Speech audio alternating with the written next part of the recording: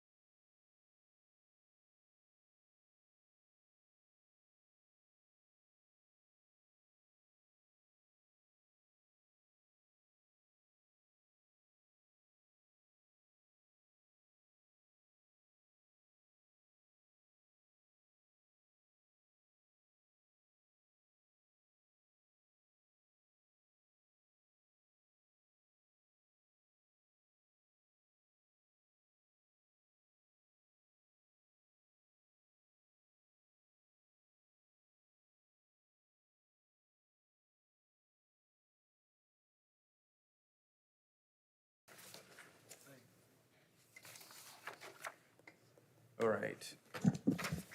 So according to Verizon, it is 7:01. I will call the meeting to order. Please join me in the Pledge of Allegiance. Oh, we have a flag up there. Yay, it's one off the floor. I pledge allegiance to the flag of the United States of America and to the republic for which it stands, one nation, under God, indivisible, with liberty and justice for all. So I'd like to deviate a little bit from the agenda. I think most of you were probably as heartbroken as I was yesterday in the tragedy that happened. Superintendent Saxon, thank you for your message. I thought it was very poignant. I would like to start with a moment of silence. Let's bow our heads for 22 seconds and honor all the lives lost.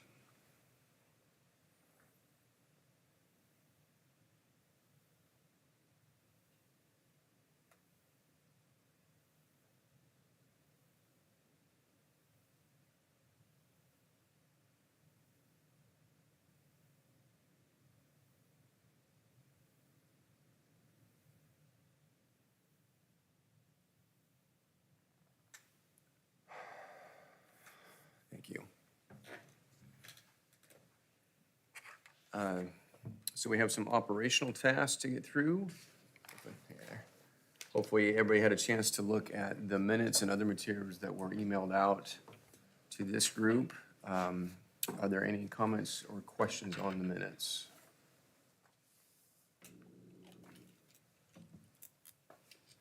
All right, seeing none, I would entertain a motion for approval. I would move approval, Mr. Chairman. All right, it's been moved. Is there a second? I'll second. Seconded by, primary by Roger, second by Brad. All those in favor, please signify by saying aye. Aye. Opposed? All right, thank you. The minutes are approved. So there was also, and I believe it's also at your place, a long list of questions and answers that were submitted and responded to. So one, thank you to staff and everybody else that was involved in the responses. I wasn't sure if anybody had a chance. I know that email came rather late, so I'm not sure if we want to go through these questions or what the best order of business would be. So, Chair, if you don't mind, we'd like to maybe go through and highlight some of the what appeared to be more significant questions. And if you haven't had a chance to look through everything else, please start looking through those. And then if we don't cover the questions that y'all want to discuss, then by all means, we can discuss those. And then we have another opportunity under Budget Committee discussion to hit some additional things. We know it was late. First off, thank you very much for a series of questions that I think really allowed all of us to give you some more detailed information on things that were important to you. So thank you for asking the questions. We hope that we answered them in a way that was meaningful for you. And if we weren't as clear and articulate as we need to be, we'll try and expound on that a little bit this evening. Okay. That sounds good. So with that, we'd like to start with the first question from Board Member Wilson. And thank you very much for your input on that. After discussions with Superintendent and Operations, we determined that, yes, indeed, we were going to be under budget for next year in fuel. And we are recommending that the Budget Committee consider moving an additional $250,000 from the operating contingency in the general fund to the fuel budget. We don't know what prices are going to be for the entire year, but based on the expenditures to date, which are going to be a little bit under budget, we think $250,000 will come very close to covering that.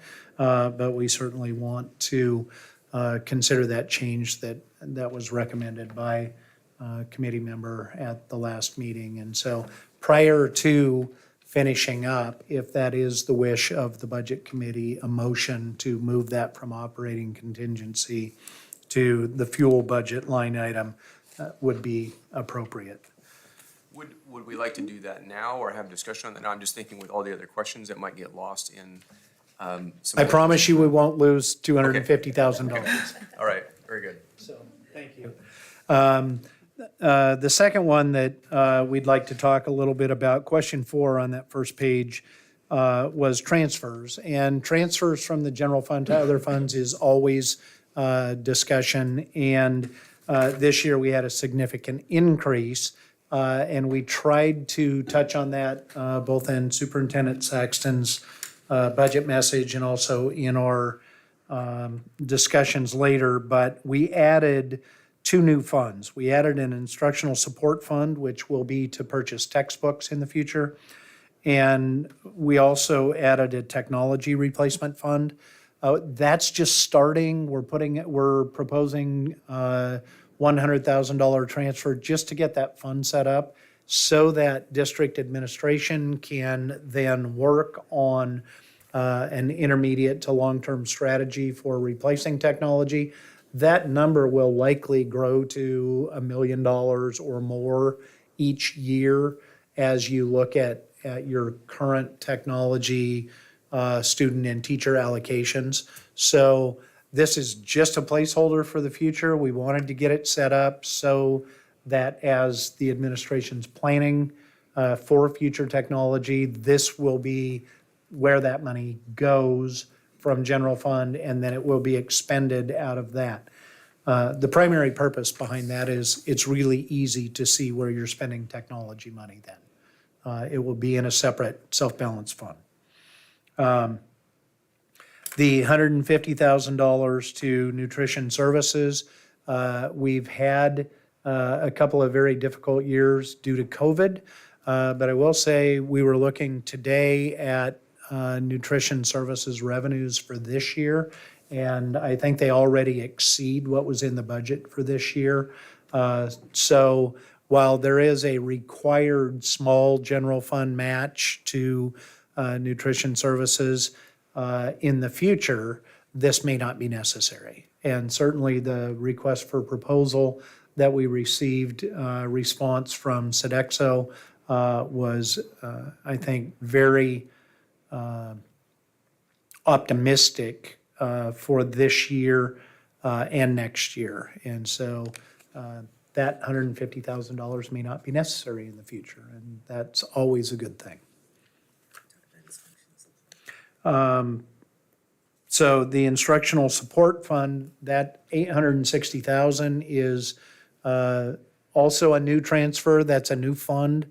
The $860,000 was included in this year's 21-22 general fund budget under textbooks, and we moved that again as a transfer to a new instructional support fund so that, again, the administration can now plan for their 7-year cyclical text adoptions. And that number's going to need to be bigger as well. But what we did for this year was we moved the $860,000 into that fund. And the district will continue to use ESSER money, at least in 22-23, to acquire the necessary curriculum adoptions for 22-23, and that will allow them to plan for more general fund money beginning in 23-24. The other transfers there, the bus replacement transfer has been made for the last 3 or 4 years.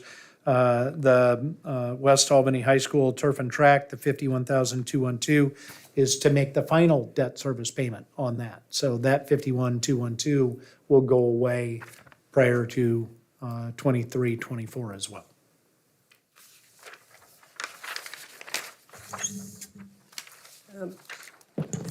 The next question we wanted to address is number 7, but also that relates to question 18 as well. So number 7 is, why do we only have 600 allocated to textbooks for elementary, 200 for middle, and 16,750 for high schools? And Lance touched on that already with the instructional support fund. So the amounts that are remaining in the general fund are just expenditures that individual schools have budgeted out of their discretionary funds. Those are not for the big textbook adoptions. As we said, they're all in the new fund, which is Fund 292, Instructional Services. So number 18, also related to that, and that was talking about the instructional support fund, that why is it now proposed at 860? And that's because that's the new fund that we're going to use to pay for the textbook adoptions. So that hit on both of those. Another question we were looking at, number 9 and number 10, related to extracurricular activities. And so the first question, why did other non-instructional services increase by $100,000? What we did, we transferred money, well, we are proposing a transfer from the SIA fund, and then gate, that's $280,000, then gate receipts of about $80,000 will be remitted to the district office. The current practice has been that the high schools keep their gate receipts and they use them to offset their costs, and they manage that through the student activity fund. But again, to be more transparent and to actually be able to account for it and make sure each high school is getting what they need as far as extracurricular, we want to put that in the general fund. And so they will then remit their gate receipts to the district office, and then plus the $280 from SIA, and the general fund will contribute about $40,000 in order to account for the cost of high school athletics. And that way we can ensure that there's a fair and balanced offering for both the schools. So the other question, so the non-instructional services, then these were formerly accounted for in the student activity fund, and now it'll be in general fund. And then supplies and materials, the same thing. It's for high school uniforms and baseball bats and whatever supplies they need. So that's just, we just moved the budget to there from the past. So the other question that we really wanted to hit on was question number 21, and that is also included in some questions that other people had, and that is, what is the student investment account? And So Janice included a blurb from the Oregon Department of Education in here on what the Student Success Act was. And we were required, as a result of that, to account for this in a specific fund, which is the Student Investment Account Fund. And it was passed in the 19 legislative session. It went into effect shortly thereafter. The first year, it was very small. The 21 through 23 biennium became significant, and in fact, I think it was more than the state originally thought it was going to be. And for us here at GAPS, the allocation for this current year is just over $7 million. It's $7,033,000. And the allocation for 22-23 is a little over $7.3 million. That money had to go through a significant process that I think Rob talked a little bit about in his budget message and has elaborated on with folks periodically. That's supporting 40 FTE in the next budget and will be just over $7.3 million.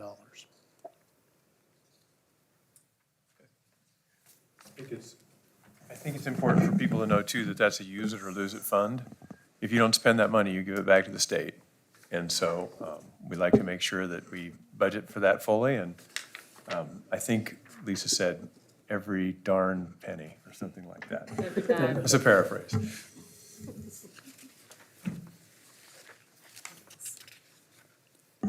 So if there are some other specific questions you'd like us to go a little further in besides what we had done in the response, this Q&A will go into the record as part of your budget committee minutes in the future. So people will know that while we may not have discussed everything, you did have an opportunity to ask the questions and we did provide you with responses, but we're happy to elaborate on any of the other questions that you had in this list. And if you don't have questions there, the next item on the agenda is budget committee discussion, and you're welcome to ask additional questions there, hopefully that we all have answers for. Roger. Thank you, Mr. Chairman. First, great format and great questions, everybody. I've been through a lot of public budgets, and people did their homework, and it's impressive, and I think that the residents should be happy with the scrubbing, if you will, that these questions encompass.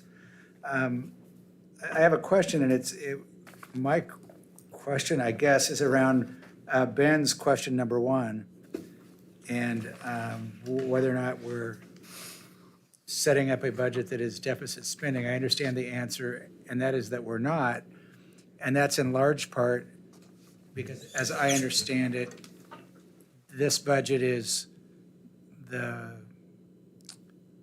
payroll costs are calculated very near 100%, if not at 100%, and you're never always full. And so it would be, or just note that, and so it looks to me like we, in concept, could anticipate that number, the ending number coming in a couple $1 million better than the budget reflects. I mean, we don't hope that because we hope we're at 100%, but is that fair? I wouldn't go out and say a couple million. That seems like a large number for a conservative accountant type. But but I agree. I mean, when you start the school year without being 100% staffed, you are, unfortunately, for the students, you're saving some money because you're not paying all those teachers. But yes, that is a budget savings. So. And in addition to that, the revenue side of our general fund equation is generally fairly well locked in. We're usually within, 1 to 1.5% on that. The beginning fund balance is a little bit of a variable, and we're hoping that based on some more recent updates in the state school fund, maybe the beginning fund balance will be just a fuzz higher than it is in the budget. And then, yes, I mean, it's rarely in the general fund do you hit your FTE allocation and funding right on the nose. So there's usually a little bit of savings. And then the other question I saw was around substitutes and the allocation moving down in that regard. And the thought process there being that we're through the worst of COVID, we hope, we believe. And so there will be less absentees. The underlying, as I understand it, the underlying problem was the competition for subs will be great, as it has been. And if we have to do some other things to have what we need here in the way of safety net, is there flexibility in this budget to do that around subs? How would that work? Or is that, if I'm worried about that, do I have to fight to move that number up tonight? We actually reduced that number a little bit, but we increased objects 141 and 142, which is, let me verify that. It's for additional money for staff, so that if a teacher had to cover a class period for another staff member, we could pay them out of that. So it's basically can be used for classroom coverage. It's just not called subs. So it was a rebalancing of the budget, but they're all still in some salary accounts. The other place where I anticipate we'll see some spending on this is around the recruitment and retention grant that we will get. And, we think that there are a couple pieces to this. Certainly, it's made it harder for people to not have adequate substitutes this year in their work. And part of retaining some of our staff and having them be happy with where they are and so on will be to make sure that we do as good a job with substitutes as we possibly can. And so if we can use some of those dollars to do the recruitment, and with recruitment and retention, we think that some of the expenses out of the current budget will be less. Just going to have to recognize that it's a very competitive environment and we need to compete. Thank you, Mr. Chairman. Other questions about the submitted questions and the answers? I have one. I think this is a question more for you, Robin. I think I know the answer. On question 22 that Brad gave, and it talked about an increase in principal's office under student investment account. And it looks like we're increasing. So elementary schools normally do not have deans of students, do they? Some do. It depends on how big the elementary schools are. Our elementary schools are relatively small, with one exception. So yes, there haven't been a lot of deans of students in our elementary schools. But when we did and I wasn't here for this, but when the district did its work on the student investment account, one of the really big components of this was student safety and behavior and mental and social emotional health. And so one of the big topics that the community said we think would be important would be to have some additional support at the elementary level, which meant counselors and deans. And so that is a big part of why there's an increase there. And that it comes out of that. Making sure Lisa agrees with that statement, because she was here when that happened, and that is true. That's why that is. Okay, so mental health, behavior, Correct. got it. Yep, discipline, behavior, mental health, safety, yeah. I have a question tied to that. Does that mean in this financial year, 6 of the elementary schools currently have a dean of students? More than that do. Some of them split. Okay. Like one person would be half-time at one and half-time at another. There are 14 elementary schools, and I want to say 12 of them have behavior support. The ones that don't have a full-time counselor, but we weren't able to staff all of that. And so made sure that elementary schools had support, either one or the other or both. But yes, I would say about 12 have behavior specialists at the elementary level. Thank you. Questions?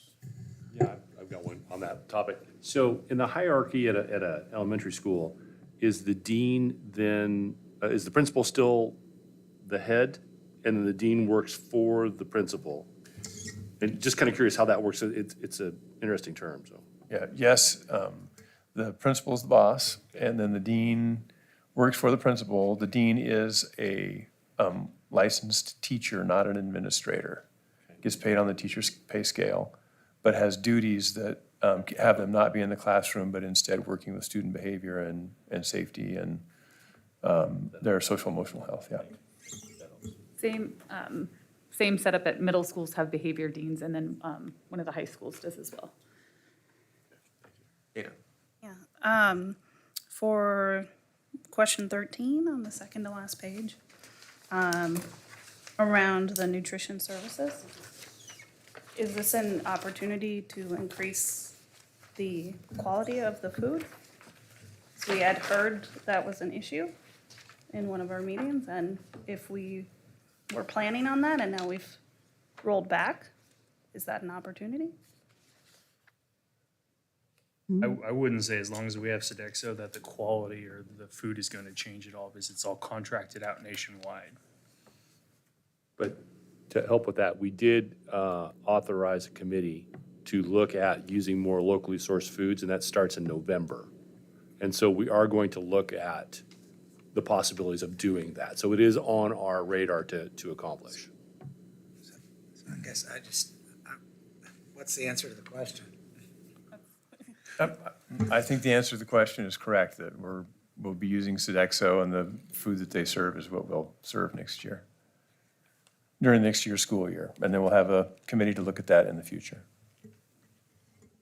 So I think, if I might repackage the answer, we're, because of the timing of the conversation and the budget of the school year, we're another year out from that possibly being an actionable item, and the work group was formed in November. So then let me ask it a different way. What was it, about $150,000 that we used? Put it in General a fund different- is slated to transfer $150,000 to nutrition services. That will not change the menu planning or service. I know that in their request for proposal, they did propose a slightly reduced cost per meal, but they also included information on local food purchasing and fresh food purchasing. And so I think they've also heard the questions from people, but based on the budget that is included in the proposed budget, it should more than adequately cover the program as it is proposed. Can I just say that it sounds unfathomable that cost per meal could go down with inflation at 8, 9, 10%. I mean, we all go to the grocery store. I have a hard time imagining where they came up with an ability to drive the cost per meal down. I think that speaks to the process of the RFP and making it competitive again to go out and get bids on those. Thank you. On You have the, a question? I do. On the nutrition services, I'm perhaps a little confused. It looks like most of the revenue is coming from the restricted federal revenue through the state. And the first part of my question 13 was regarding what federal government revenue is giving us that. Restricted federal revenue through the state. Oh, I'm sorry, I misunderstood that. I was answering the question, do we anticipate a waiver? USDA reimburses the district on a per meal, whether it's breakfast, lunch, or dinner, or snack, depending on how the program's put together. And this was based on the estimated meals in the RFP that they anticipated serving. And I will say that when we looked earlier today, our meal service is in excess of $4 million through April. And so we would anticipate that the actual meals served is slightly higher than what were in the RFP, and our revenues will be slightly higher as well. So is the expectation that that revenue will be fully covering the cost of all meals for the next school year? That was anticipated in the request for proposal, yes. And, historically, it's been much closer than it was the last 2 years with COVID, and a lot of that had to do with staffing at a level that anticipated students being in school all the time and eating, and we didn't have the same number of meals served. Okay, one final question on that. So the previous years, we see revenue from like lunch and paid adult meals. Are we recouping some of that money through cost to students or parents for meals this year or no? I don't think we're charging for meals right now. I think everybody is receiving, adults don't receive them free, but students do. And in the summer, Lisa, it's like 2-year-old and not Last summer, I think it was 1. one. Yeah. So, I mean, we even dipped into a market that we don't necessarily serve in the school. Okay. But that is reimbursable through USDA as well. So, I'm sorry if I might jump in here, Ben, if you'll let me. So to be clear, the free meal we're giving away to everyone doesn't cost us any money. It doesn't divert any resources from the classroom. That's correct. Correct. Thank you. Thank you, Ben, for letting me. All right, thank you. Other questions on the answers we went through this evening? All right, seeing none, we can move on to other Budget Committee discussion topics. I did have one quick question. It's sort of related to the first question about the reserves. At one time in years past, this committee has talked about putting a policy in place about the reserves and what would be the appropriate percentage. I don't know if that conversation has continued. I don't know if staff know if we've ever contemplated that, or if the existing board members know if we have a number in mind, or if that conversation's even taken place. So the general fund has a board policy that you not go below 5%. Okay. And that's been in place for a while at least. For school districts, that's actually a pretty reasonable percent. We're going to be close to 10 again in the general fund. Getting down close to 5 starts, I think, making the administration really take a hard look with the board about balancing annual revenues and expenditures. But that's a pretty reasonable fund balance policy. Generally, what we try to do is put some money in operating contingency and the ending fund balance, which gives you what we think we're going to end the year with in combination. But the board, through a formal resolution, could go into the operating contingency. They cannot go into the unappropriated ending fund balance. Yeah, I think for those people that haven't been here on the board for a while, part of that conversation was just the concern that we had a higher reserve amount that was, in some cases, we were cutting things at the same time we had a reserve that was well above the 5%. So it sounds like we do have a policy in place now. At the time, we did not. It was really just sort of we had kept it at 8 to 10% because that was just where it felt comfortable. So as long as that conversation, the policy's in place, I'm good. And I agree, I don't want to get below 5% either, because that makes our job a whole lot harder. But I also don't want to have funds left if they really have a need and students need to be served today, not necessarily 5 years from now, so. And it's been interesting because historically, the state school fund has fluctuated up and down a lot more than it has in the last few years. The trajectory has been increasing, and with SIA funding and high school success funding, it's provided us with a much better trajectory for the board and administration to look at intermediate term. But now we're coming up on the next biennium, and who knows what that's going to look like. Other questions? Seeing a lot of shaking heads, but we got so excited and threw all our questions at them beforehand, and so I have none now. Okay. Which is fine. I just want to make sure that we use the opportunity to answer anything else that we need to for this committee's review.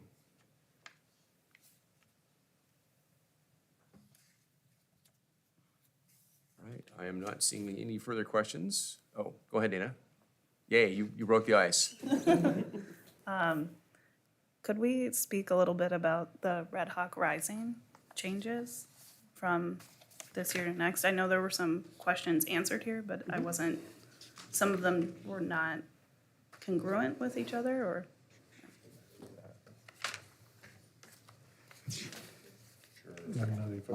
Yeah, I'll go ahead and answer that. There isn't a change to the program. There was simply a change to staffing and how it was staffed. And so program is in sunsetting. It's still a program that's run at South Albany High School. And it's run after school. And staff from South Albany staff it to be able to provide tutoring for students. And so that will remain. Just how it's staffed is different. That's all. Thank you, Dana. Any other questions? So Chair Norman, if there are no other questions, this would be an appropriate time to consider a motion on the $250,000. Thank you. See, I knew we'd forget about that if we didn't come back to it. And I knew we wouldn't. I even put a little star next to it, but thank you for reminding me. So, again, on the first page of the questions, that 250,000 was proposed. Do we need to have any further discussion about that, or are people clear on what that money will be used for?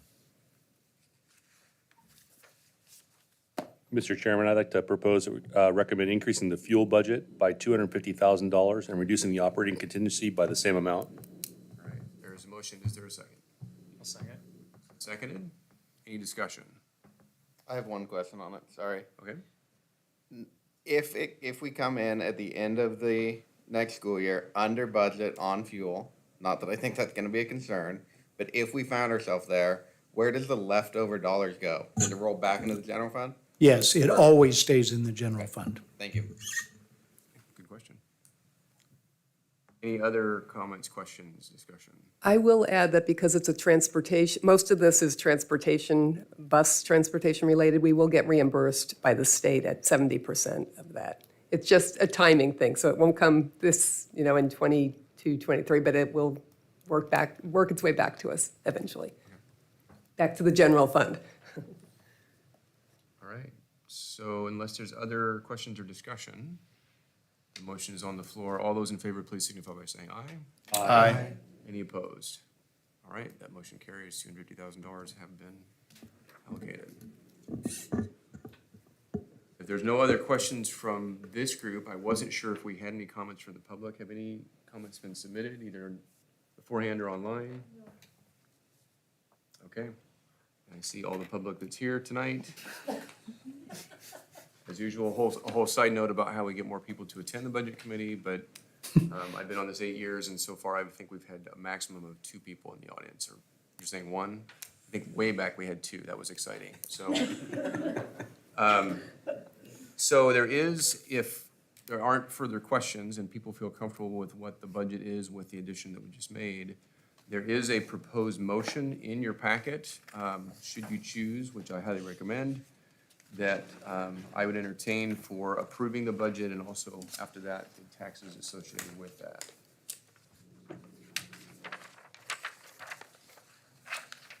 Would Mr. anyone- Chairman, Yes. I would move approval of the budget in the general fund amount of $119,862. No, the numbers are bigger than that. It's a whole bunch. Well, I was gonna get you people here for next year's budget, that way. Yeah. Look, so I would move approval of the budget in the amounts as presented on page 2 of our agenda tonight. Which is $119,862,602 for the general fund, $49,035,442 of the special revenue fund. Sorry, I just need to make this for the formal record. Thank you.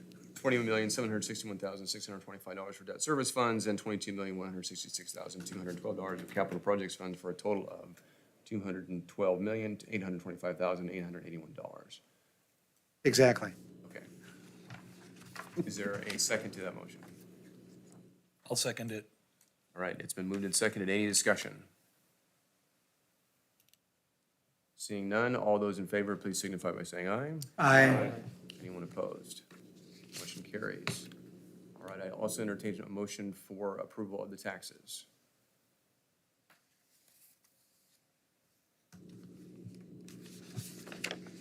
So moved.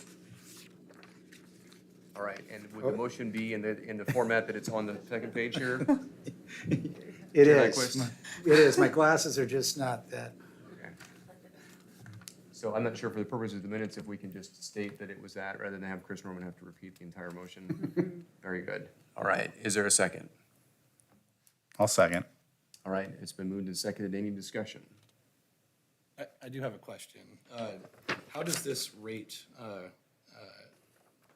how similar is it to this year's, to the 21-22 rate? So as we indicated, I think, both to the board and at our first meeting, this year, there was a mistake made on the levy. So this is an increase from the current year. It would have only been a slight increase because the debt service goes up each year. But because we had to do an interfund loan from the general fund, this is actually the regular debt service plus $1.1 million. So it will be an increase from the current year where it wasn't really a tax holiday, but there was an error and people paid a little bit less this year than they should have. And the following year, it will go back down. Mr. Chairman, might I argue against my own motion? I want a clarification. You have the rate of, that's, $4.5855. That's your permanent rate for operations. That is not the that's debt not the service. bond. That's All right. not the bond. Okay, good, thank you. Okay. Other discussion or questions? All right, are we clear on the motion? All those in favor, please signify by saying aye. Aye. Anyone opposed? All right, the motion carries. So, this might be the most record time a budget committee has ever approved a budget in my experience. So, yeah, I think that is all the business that we have for the budget committee this year, so. So if we could just take an opportunity to say thank you to all of you for really doing your homework and getting us the questions in advance. That makes a huge difference for all of us, and it allowed us to learn a little bit more about Greater Albany Public Schools as well. This has been a bit of a challenge getting everybody up to speed, and so thank you for your diligence and your support for the community, because that's really what the Budget Committee is all about, is making sure that we give the community what the board's trying to accomplish and treat the students to the best education that we can. So thank you. Jackson. If I could, Mr. Chair, a couple different things. One, I really appreciated the question where we were asked about staffing ratios, and there was a detailed staffing ratio chart in your question, or in your answer document. And I appreciated it, because I really like the ratios that I see, and how we're serving kids in the district. And I really think that, the student investment account and ESSER funds to a certain degree and other things have contributed to allow us to do this, but the SIA significantly. And I think we need this right now in order to get our kids caught back up since there's been some learning loss. But I also just want to thank the staff here in the district, who these all represent, for the good work that they've done over the course of the year this year, and that I know that they're going to do in the future. but also especially the staff here. Heather Huzefka is not here tonight. She's our HR director. There was a point in time this year where I said, we're not going to hire another person until I know exactly what these numbers say. And all principals and all staff went to work, and we understand this better than we have in a really long time. And it's important for us to understand it since it's about 82% of budget.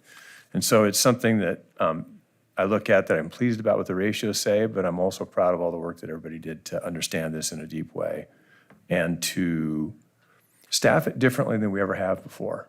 In the district, we've often said it's 24-to-1 staffing ratio, and then we don't necessarily know what's happened at maybe Waverly as compared to Oak Grove, and whether or not those staffing ratios make sense based on the students that are being served in those schools. It's a really important consideration, and this brings that all to light and helps us make better decisions about what we're doing when it comes to staffing. The other thing I want to just say too is, I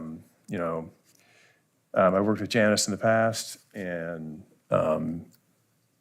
when we had a problem trying to get this done and find somebody who could help us with this, I called her up and threw myself at her feet, and she brought along Lance, and the two of them as a team have been above and beyond what we could have expected in the district. They've just done a fantastic job. I think we impinged upon their personal life, upon their vacation time, upon their good grace and humor, and definitely upon their expertise. And I just really appreciate the work that they did in helping us put this together, to explain it to the community and really put together a more readable and transparent budget than we've had, as people tell me. Anyway, so just thank you guys so much for your work. I still owe you. Thank you very much. Forever in your debt. Yeah, Brad. Thank you. I also wanted to say that I dove into this budget, and it's a beast. And the more I looked at it, the more I appreciated the really hard work that went into it. It was really, after I got to understand beyond just the scope of it and was able to focus, I could start to see how the different things fit together. And I wanted to commend both of you for doing a wonderful job. Case, thank you for all your input on this stuff. It was, I was going to say easy to read, but that wasn't exactly correct. It was understandable to read, and I spent some time on it, but just wanted to say it was laid out extremely well thought out, and I thought that it's one of the best I've ever seen. Thank you. You guys are coming back, right? So I was going to say, see you again next year. I'm cutting Rob off my phone. We're no longer words. It's okay, because he won't be the one making the call.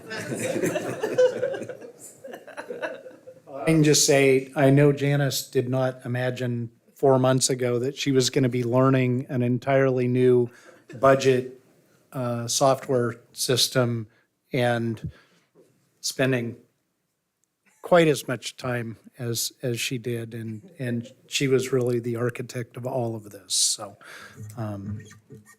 But it's awesome. It is. You guys are gonna have a lot of flexibility and do great things for kids next year. Well, I echo all the comments, and I know how much staff put into this. So yeah, we really appreciate your help this year on it. It certainly makes our job as a committee a whole lot easier when it's presented this way. So, thank you. And with that, we are adjourned.